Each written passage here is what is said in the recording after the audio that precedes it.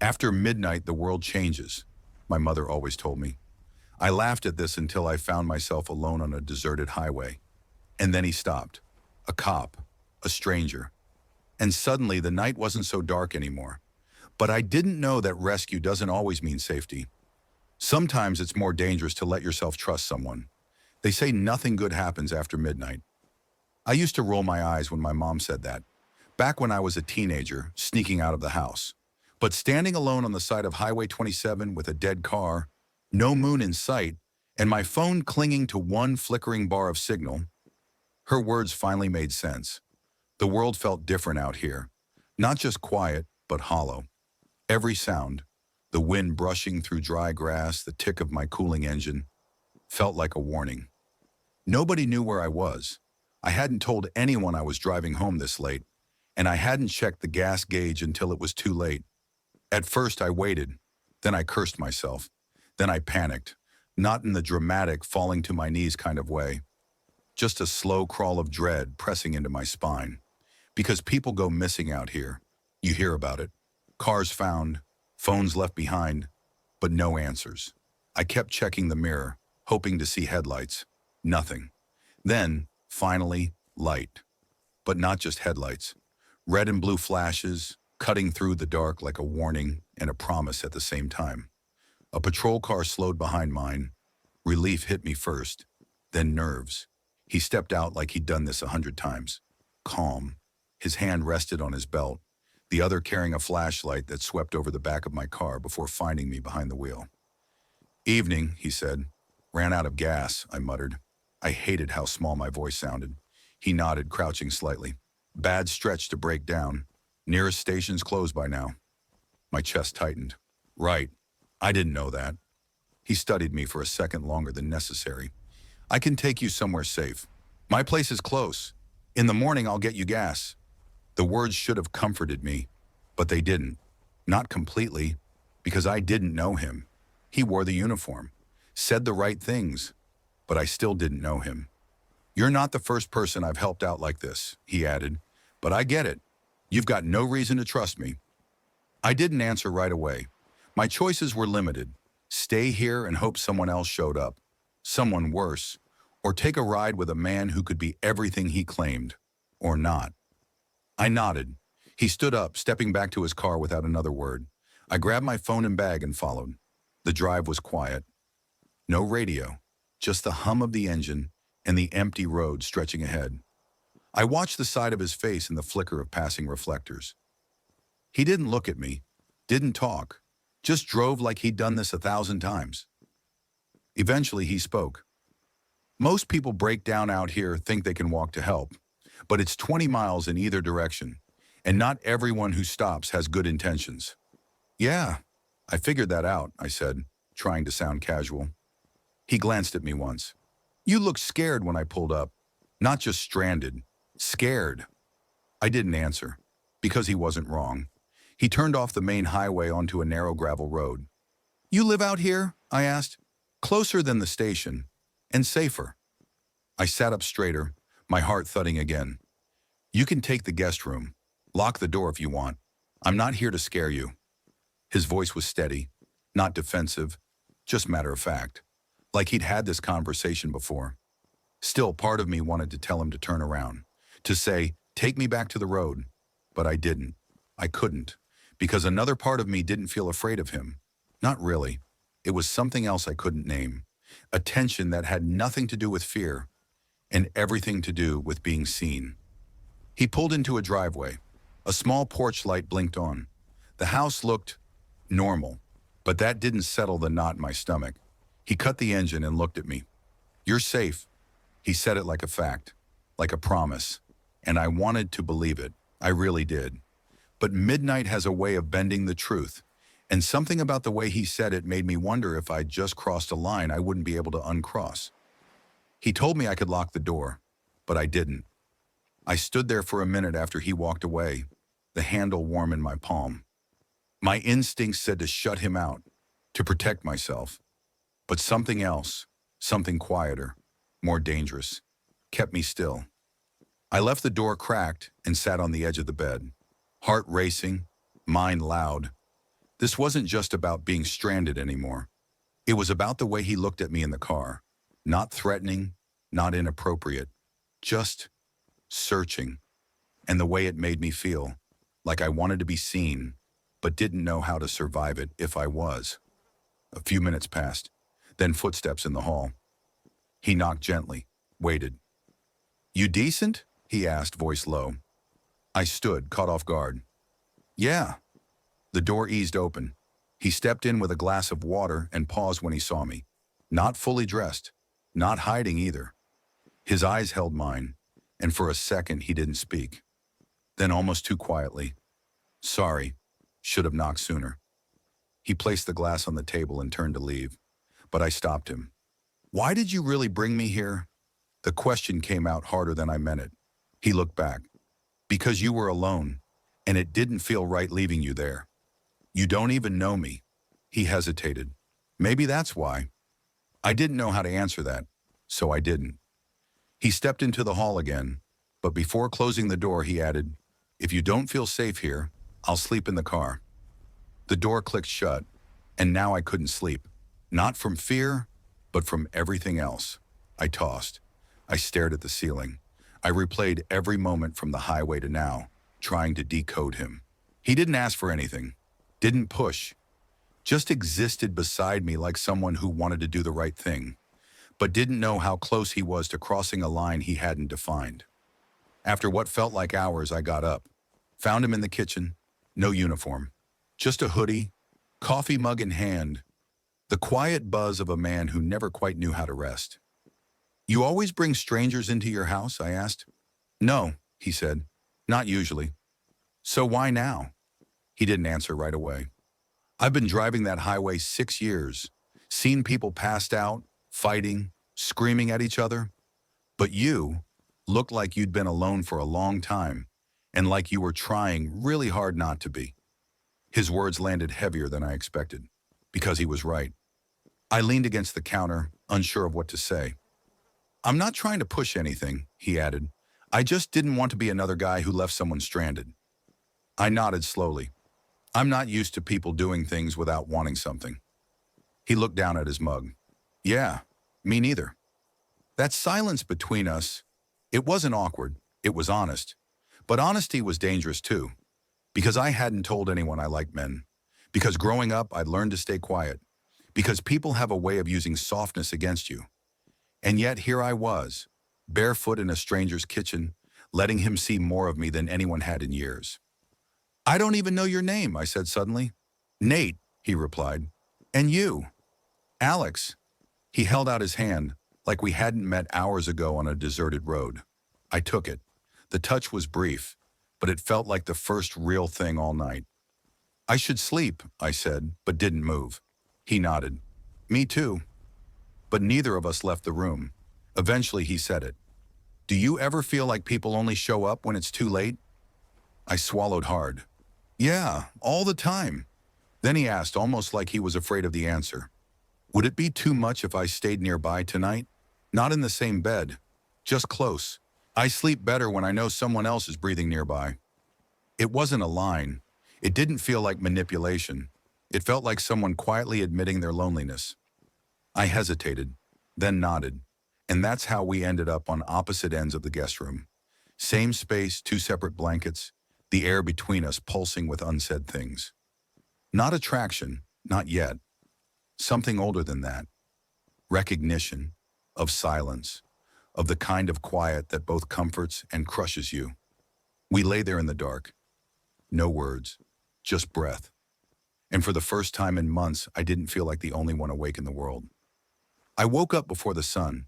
Nate was still there, across the room, back turned, blanket pulled to his chest. I stared at the ceiling, feeling the weight of everything we hadn't said. It should have felt harmless. Nothing had happened. No lines crossed. No promises made. But the air between us was different now. Tighter, warmer, dangerous. I slipped out of bed quietly. Needed space. Needed air. Pacing the hallway didn't help. Neither did the silence. When I stepped into the kitchen, the clock on the microwave blinked 5:14 a.m. Too early for answers. Too late to pretend nothing had changed. I poured a glass of water and stood by the window. The sky was still dark, the world holding its breath, and I realized I didn't want to leave.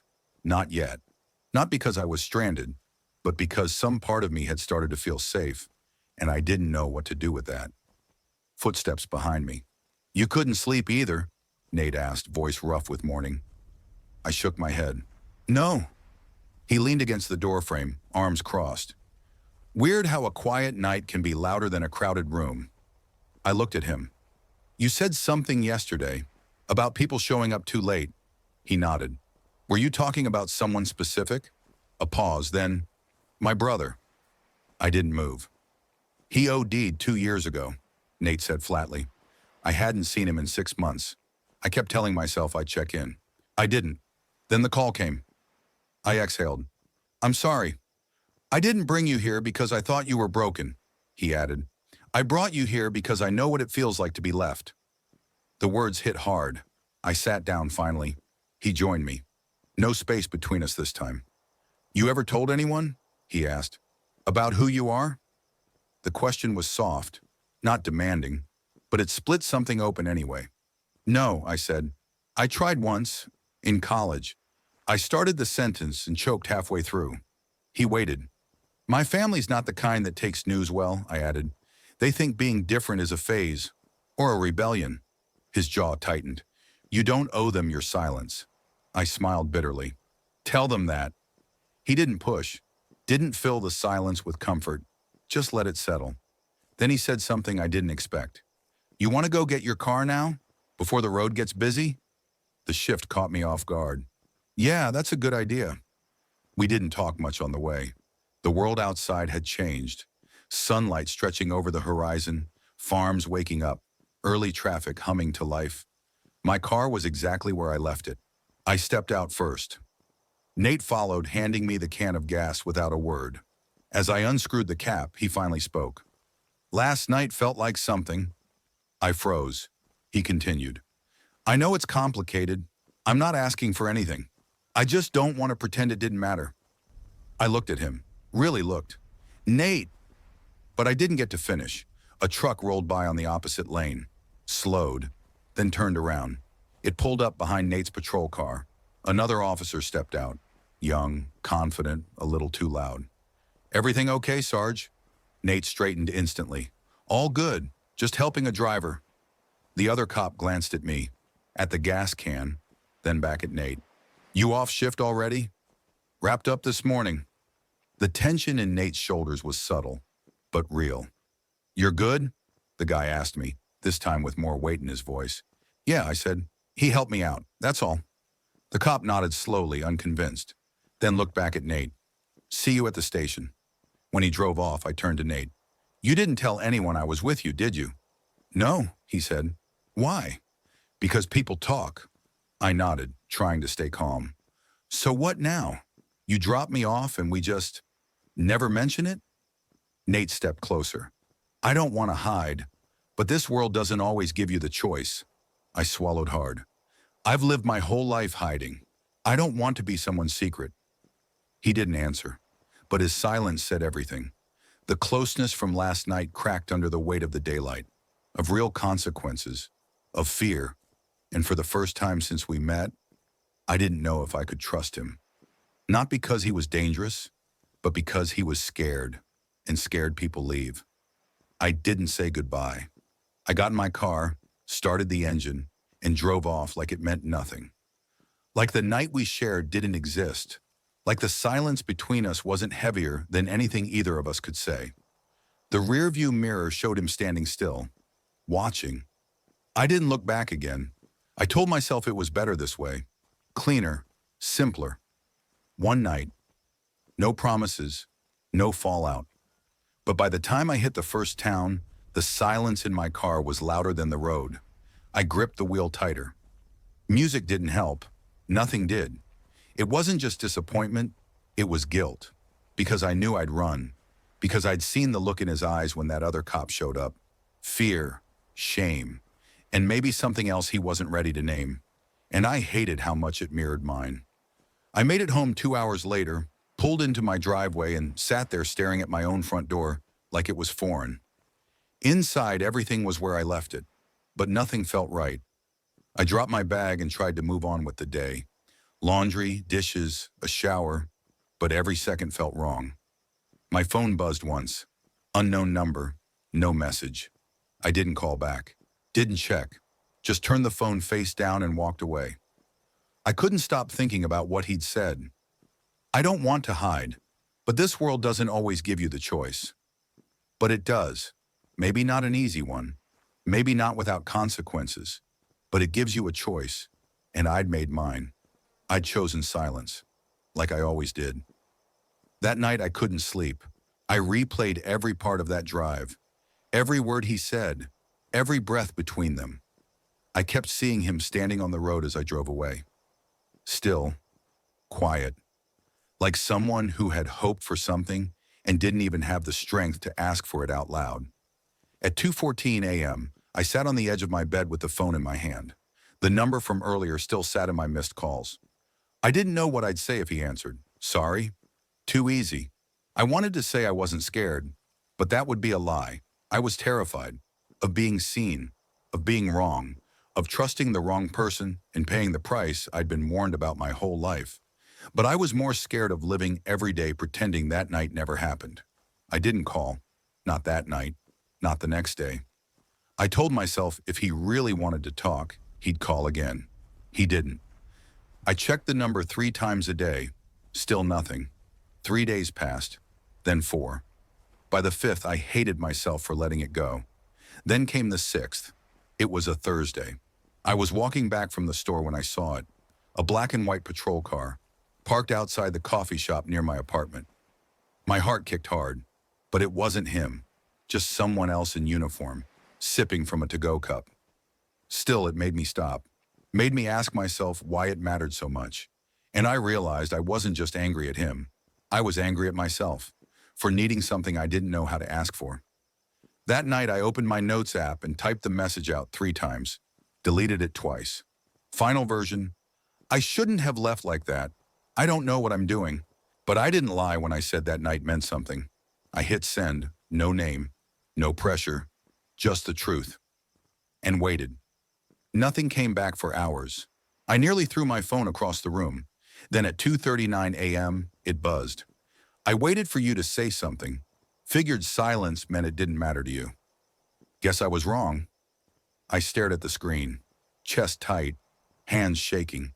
Then another message came in. I meant it too. That was all, but it was enough. The next morning he called. I almost didn't answer, but I did. His voice was quieter than I remembered, slower, like he wasn't sure if I'd hang up. I didn't know what to say, I admitted. You didn't have to say anything, he replied. You just had to stay. I closed my eyes. I wanted to. He paused. Then come back. Just like that. No pressure, no drama, an invitation. I could have said no, but for once in my life, I didn't want to run anymore. I didn't pack much, just a bag, my keys, and a heart full of doubt. The drive back was quiet, like the road was testing me, asking if I really meant it. I did, even if I didn't know what it was yet. When I turned onto that gravel road, the air in my lungs tightened, not from fear, from everything unresolved. His truck was in the driveway. I pulled in and sat there for a second. No going back now. I knocked once, then again. The door opened slower than I expected. He stood there like he didn't believe it was real. You came back, he said, like it wasn't obvious. I didn't want to regret it for the rest of my life, I answered. He stepped aside, didn't say anything more. I walked in. This time it didn't feel like a stranger's house. We sat across from each other, neither of us rushing to speak. Finally, I said it. I was scared you didn't want me to come back. I was scared you'd already decided not to, he replied. So we both just waited. He nodded. Seems like we're good at that. I let out a breath. I've spent most of my life being careful, thinking one wrong move would cost me everything. So I got good at disappearing. I noticed. The honesty stung more than I expected. But the night you picked me up, I continued, was the first time I didn't want to disappear. And that terrified me more than anything. Nate didn't speak, just watched me, carefully. like he was giving me space to fall apart if I needed to. I kept thinking maybe it was just the moment, that I was reading into something that wasn't there, that maybe I needed it to mean more than it did. It meant something, he said. No hesitation. And when that other officer showed up, I saw it in your face, I added. You changed. Like suddenly, I was a risk. He blinked but didn't argue. I've been a secret before. I can't do it again. He stood up slowly, walked to the window, then turned back. When I joined the force, I built this wall around myself. Thought I could separate who I am from what I do. Kept telling myself it was safer that way. And is it? He looked me in the eye. No, it's just lonelier. The room fell quiet again. He walked over and sat beside me this time. I'm not asking you to be patient with my fear, he said, but I'm asking you not to run when I'm still learning how to stop hiding. I took a moment to absorb that. I'm not here for perfect, I said. I'm just here for real. He nodded. Then let's be real. We didn't kiss. Not then. That would have been easy. Instead, we talked. Really talked. Not just about that night, but about what it meant to live honestly in a world that didn't always welcome it. He told me about the looks at work, the assumptions, the pressure to stay silent just to survive. I told him about my parents, the silence at the dinner table after I tried to come out and failed, the way my father changed the subject like nothing had been said. We didn't solve anything, but we stopped pretending we weren't already in something together. By the time I stood to leave, the air felt different, not fixed, just open. Let me drive you home, he offered. I hesitated. You don't have to stay here tonight, but I don't want to let you walk away again thinking you're alone. I nodded. The drive back was quiet again, but this time it felt full, like silence had changed meanings. At my place, I reached for the handle, but paused. You're allowed to be afraid, I said, but I need to know you'll fight through it. His voice didn't waver. I will. I opened the door, stepped out, then leaned down to the window. You still have my number, right? He smiled, small but real. I never deleted it. Days passed. Not rushed, not delayed. We called. We met for coffee. We didn't pretend we were anything yet, but we didn't ignore it either. And when I saw his name light up my phone one night and he said, I'm off shift. Want some company? I said yes without overthinking it. He showed up 20 minutes later. No badge, no walls. We sat on my couch, close but not touching. He spoke first. I don't know how to be this version of myself around people. You don't have to have it figured out tonight, I said. He looked at me. But you're not running? No. He reached out, fingers brushing mine. This time I didn't flinch. We weren't a storybook ending. No declarations, no labels. Just two people choosing not to disappear, over and over again.